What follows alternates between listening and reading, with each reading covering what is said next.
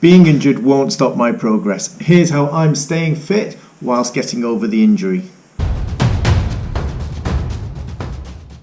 Hi everyone, my name's Stuart. Welcome back to Finish Line Focus, where I help ordinary runners like you to train smarter, race faster and enjoy every mile or kilometre. Today I've hit a setback. An Achilles injury has stopped me from running on race day, but that doesn't mean I've stopped training. I'll show you exactly what I'm doing instead. If you're a runner, you may already know how frustrating it is to miss race day. I've been training hard, but then injury struck. This just happens. And sometimes the smartest move is to cut back. What really counts is how we respond. Do we just stop and give up? Nope. So my plan revolves around A, cycling to maintain fitness, and B, injury-friendly strength work to come back stronger. So let's start with strength work. Now this has to be specific to your injury. So in the name of transparency, I am not a physiotherapist. If you're experiencing pain rather than an ache, I recommend that you visit a suitably trained and qualified physio for guidance. Often this will involve strength work that's specific to your injury. In my case, that's the Achilles tendon. So I'm doing some calf raises. I've got 3 options depending on the resources that are available. The first of these is outdoor calf raises. So these are really simple. There's no real equipment needed. You're just going to step on a curb and lift slowly and control the movement. This is perfect if you're limited in terms of the equipment that's available to you.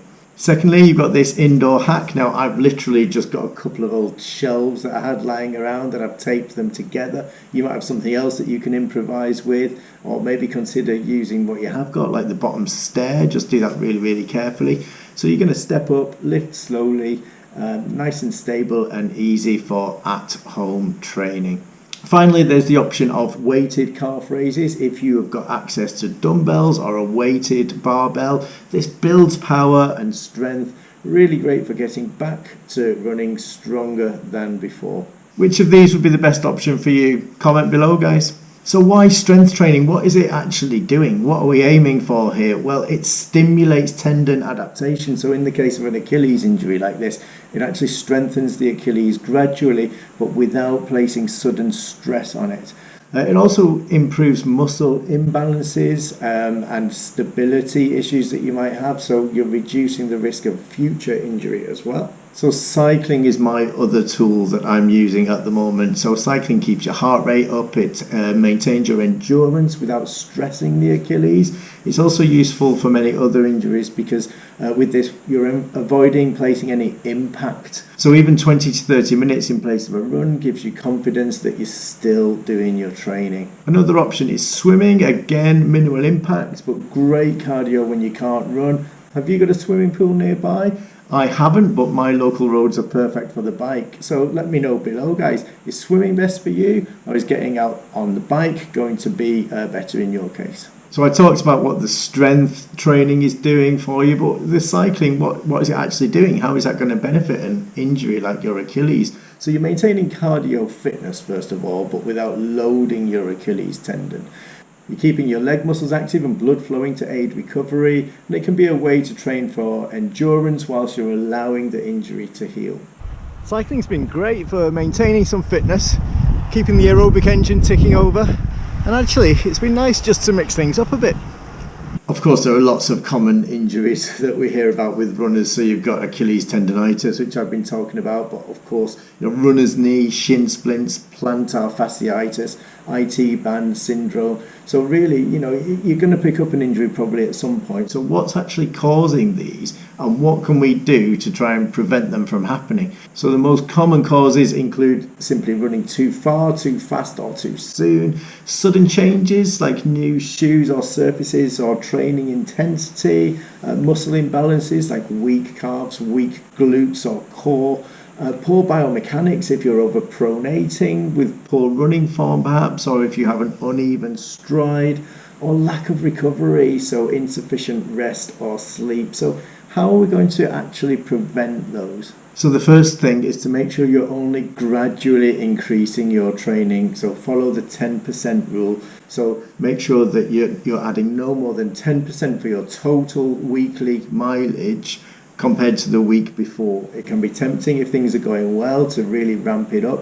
That is when injuries happen. Make sure also that you're including strength and mobility exercises as well. So strengthening your calves, hamstrings, glutes, core. We've got other videos on the Finish Line Focus channel that can help you specifically with that. Make sure you're wearing shoes that are suited to your gait and do replace them regularly. So you don't want to be running more than typically about 500 miles in a pair of shoes.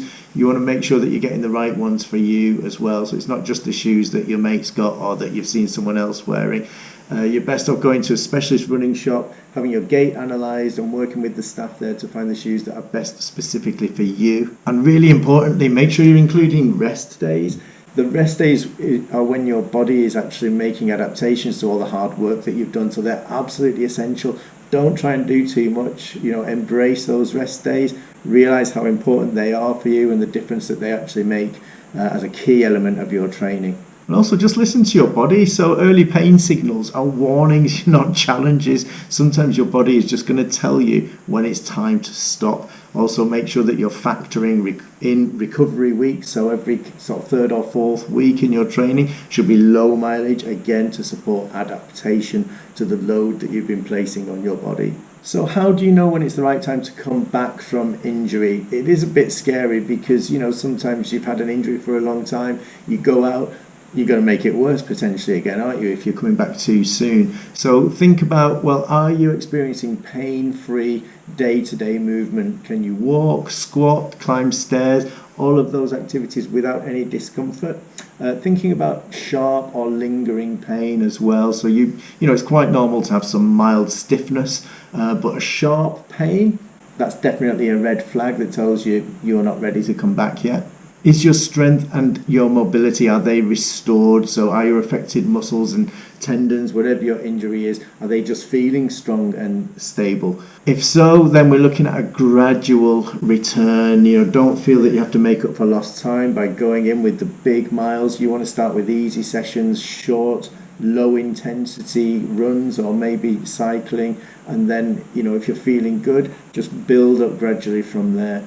Depending on the nature of your injury, if you've been working with a medical professional such as a physiotherapist, continue to work with them and make sure that you follow their guidance and get that professional clearance from them if appropriate.